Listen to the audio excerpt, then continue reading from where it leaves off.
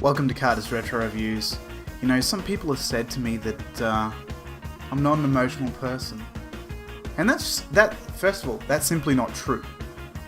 I mean, as an example, this morning, I cried. From my balls. And it wasn't so much tears as it was semen.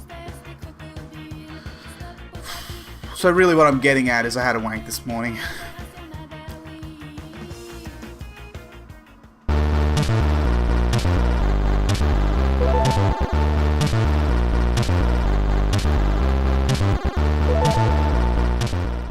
What do you consider a hardcore gamer? Is it one that sits there and plays COD and COD-like games for hours on end and becomes so good at them you think that he's found a way to hack the game?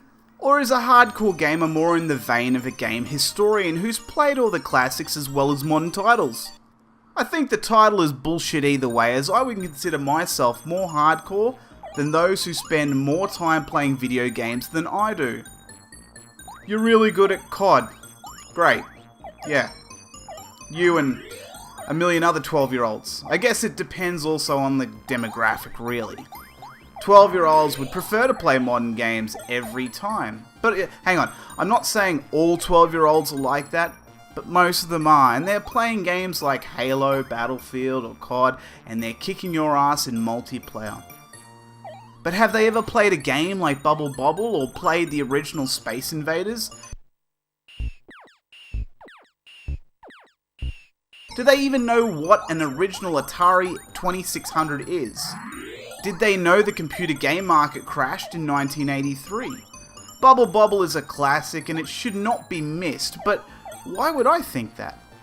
The gameplay is simple and addictive, and for its time the graphics were really good, and there have been many iterations of the game since its original release back in 1986.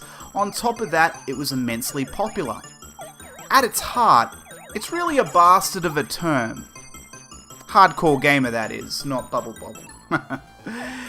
It's what we call a gamer who buys a particular type of game. Would a hardcore gamer love Mario? Of course. But would he play Frozen Synapse?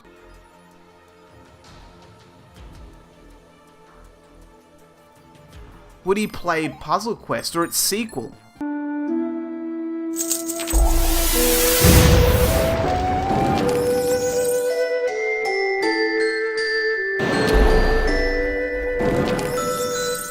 Or any puzzle game for that matter?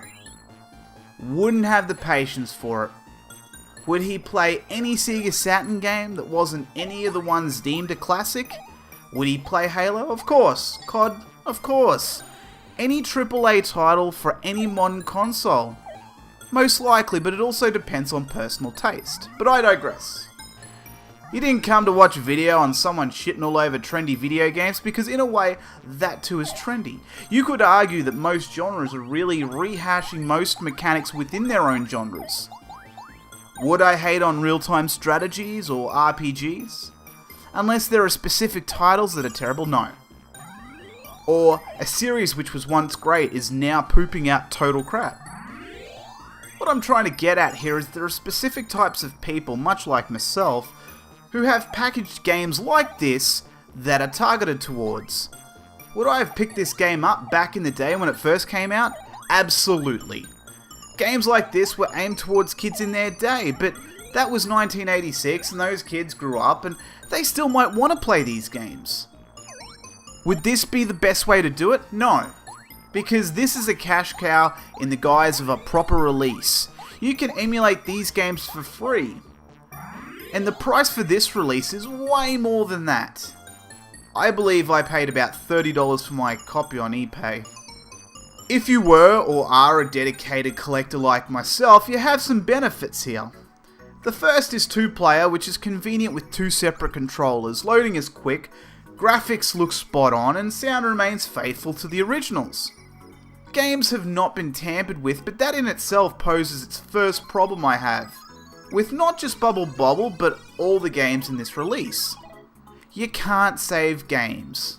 Not like you could originally, but at least save the fucking scores. I did super awesome once when I decided to play it and not record the footage stupidly, and as soon as the Saturn is turned off or even reset, the score's gone from memory. How many blocks would that have taken in the system memory? I mean, really. Now, if you're looking for a story, in the game, each player controls one of two bubble dragons. Or bubble dragons. Bub and Bob. But I don't have enough time to go into these reviews into that much depth. I mean, what do you think this is, a review? Anyway, long story short, you shoot bubbles to capture your enemies, and then you hit those bubbles to burst the bubble, and then destroy the enemy inside of it. Get rid of all the enemies, and then you move on to the next level. And if you're slow, they hurry you up on top of it by adding ghost enemies to fuck you up. I can't believe I need to explain Bubble Bobble, but there you go. You should have played it by now, unless you're 12, and even then, you should have had a responsible parent who should have given this to you by now. If this is how you found out about it, I'm really sorry. Now, the other two games are more or less the same, Rainbow Island and Rainbow Island Enhanced. I bet in its day the Enhanced was really day and night, but by today's standards it's practically the same game with more interesting graphics. You shoot out rainbows. I mean, it's a little gay with a hint of fag, but I'm sure kids in the day just appreciated good gameplay and bright colours. To be perfectly honest with you though, I actually prefer Rainbow Island, which is actually probably a reflection on me. Not the reflection I want, but I never really played Rainbow Island as much as I have Bubble Bobble. So, it probably has that aspect of not being played to fucking death. Rainbow Island consists of 10 islands to play through, although not like it matters anyway because I could only get as far as the 3rd island.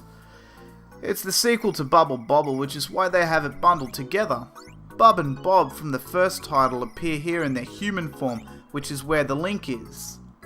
But it didn't stop there. They made Bubble Symphony, which is also a Japanese release on the Saturn, and the 3rd game in the series. What happened to the other versions is far beyond me. Would I recommend this game? Yes and no. Yes, in the sense that there's nothing wrong with these games minus the save feature, which I would have liked to have seen. And no, because I have reviewed cash cows before, like the Columns Collection and that Japanese import of Space Invaders, and this is just another one. Just another set of games to flesh out the Saturn library, so depends on what you seek will depend on my recommendation. But just let it be known that you've been warned. It's also worth noting there were Taito Compilations on PC and PS2 because, well, why the fuck not? PlayStation 2 has its fill of compilations like Taito Legends and Taito Legends 2.